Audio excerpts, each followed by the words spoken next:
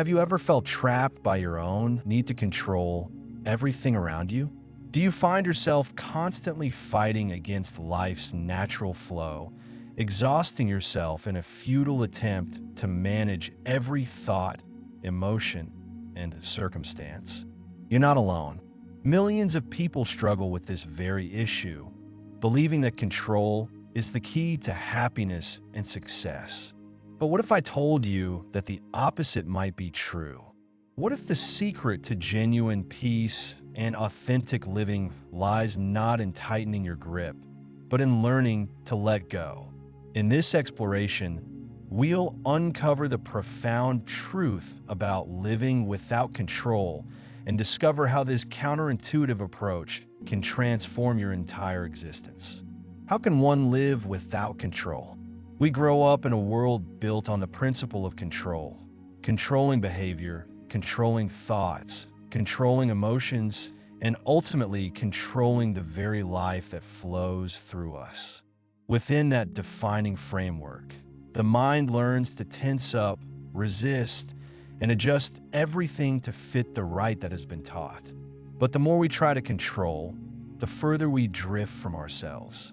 Life does not operate according to individual will.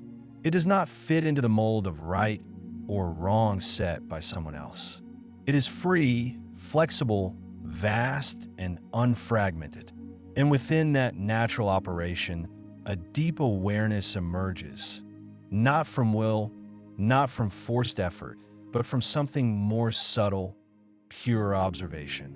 Most every action we take is governed by some motive, to change, to fix, to perfect. But when there is nothing to achieve, when a mind no longer has any goal to aim for, what happens? A stillness. A space opens up. Within it, things appear as they are, uncovered by judgment, memory, or resistance. It is in that observation that the false reveals itself. Without needing to analyze or reason, we see it as false. Not because someone says so, but because undistorted seeing has touched truth. And when the false is clearly seen, it dissolves. No control needed, no struggle required. The real quietly remains. We are accustomed to learning through force. Must remember, must understand, must follow. But there's another kind of learning, not from accumulating knowledge, but from seeing in the moment. When something is clearly seen as illusion, the mind doesn't need to try to overcome it, because illusion no longer has a foundation to continue existing. This is not change in the conventional sense. This is transformation with no one standing behind to perform it.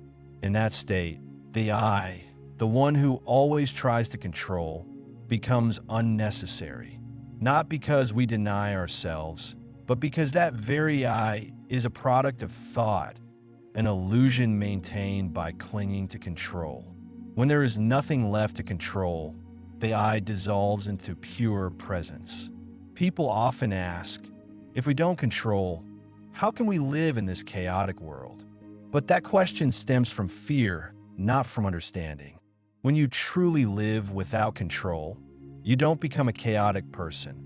On the contrary, you become part of a harmony deeper than any moral rule could define. Not controlling doesn't mean letting go recklessly. It is presence so deep that the wrong has no place to exist. Not because it's suppressed, but because it's not nourished by ignorance. When the source of action is clearly seen, truth rearranges life itself. The mind usually thinks it must do something to be better, nobler, or more correct. But in the depth of awareness, all action arises not from personal will, but from wholeness. That is life living through you. No controller, no one in charge, only the pure flow of the present. And there, the question, how to live without control, no longer exists. Because the questioner has dissolved in the seeing. The journey toward living without control begins with recognizing the exhausting nature of our constant attempts to manage reality. Consider how much energy you expend daily trying to control outcomes that are fundamentally beyond your influence. You worry about tomorrow's weather, stress over other people's opinions, and frantically attempt to orchestrate circumstances to match your preferences. This relentless effort creates a state of chronic tension that permeates every aspect of your being. Your shoulders carry the weight of imaginary responsibilities. Your mind races with contingency plans for scenarios that may never occur. And your heart closes off from the spontaneous joy that could emerge if you simply allowed life to unfold naturally. The irony is that the more tightly you grasp, the more life slips through your fingers like water. Control is fundamentally an illusion, a story the mind tells itself to feel safe in an uncertain world. But safety cannot be found in control because control itself is unstable, requiring constant maintenance and vigilance. True security emerges from a different source entirely. The recognition that you are not separate from the flow of existence, but an integral part of it. When we examine the nature of control more closely, we discover that it operates through a complex web of mental constructs. The controlling mind divides experience into categories: desirable and undesirable, acceptable and unacceptable, safe and threatening. It then develops elaborate strategies to maximize the desirable while minimizing the undesirable. These strategies become so automatic that we rarely question their validity or effectiveness. We simply assume that without constant vigilance and management, chaos would ensue. But this assumption deserves careful examination. What if the chaos we fear is actually created by our attempts to control rather than prevented by them? What if the very act of dividing experience into opposing categories generates the conflict we're trying to resolve? In the space of pure observation, these divisions begin to reveal their artificial nature. Experience is revealed as an undivided whole, flowing seamlessly without the need for our mental interference. The practice of living without control requires a fundamental shift in how we relate to uncertainty. Instead of viewing uncertainty as a problem to be solved, we begin to see it as the natural condition of life. Not something to be feared, but something to be embraced. This shift doesn't happen overnight. It requires patience and gentle persistence. Start by noticing the small ways you attempt to control throughout the day. Perhaps you find yourself repeatedly checking your phone for updates, trying to control information flow. Maybe you rehearse conversations in your mind, attempting to control future interactions. Or you might notice how you tense your body against physical sensations, trying to control your internal experience. Each time you catch yourself in these patterns, simply observe without judgment. Don't try to stop controlling. That would just be another form of control. Instead, watch with curiosity how the impulse to control arises and how it affects your state of being. As this observation deepens, you begin to notice something remarkable. The controlling impulse is not actually you in any fundamental sense. It's a learned pattern, a habit of mind that operates automatically in response to uncertainty or discomfort. This recognition creates space between your essential being and the controlling mechanism. You realize that you don't have to identify with every impulse that arises in consciousness. Just as you don't identify with passing clouds in the sky, you don't need to identify with passing urges to control. This creates a profound freedom. Not the freedom to do whatever you want, but the freedom to be what you truly are beneath all the mental conditioning. In this space of freedom, action takes on a completely different quality. Instead of being driven by fear, anxiety, or the compulsive need to manage outcomes, action arises from a place of clarity and presence. You respond to situations as they actually are rather than as you think they should be. This doesn't mean becoming passive or indifferent. On the contrary, action that emerges from non-control is often more effective and appropriate than action driven by the controlling mind. When you're not busy trying to force reality into your preferred shape, you can perceive what's actually needed in each moment and respond accordingly. This responsiveness is not planned or calculated. It emerges spontaneously from the intelligence of the whole. The transformation that occurs through living without control extends into every area of life. Relationships become more authentic because you're no longer trying to manipulate others into behaving in ways that make you comfortable. Instead, you meet people where they are, allowing them to be themselves while remaining true to your own nature. This creates space for genuine intimacy and connection to flourish. Work becomes more fulfilling because you're no longer driven by the need to control outcomes or manage your image. You can focus on the task at hand with full attention, allowing your natural capabilities to express themselves without interference.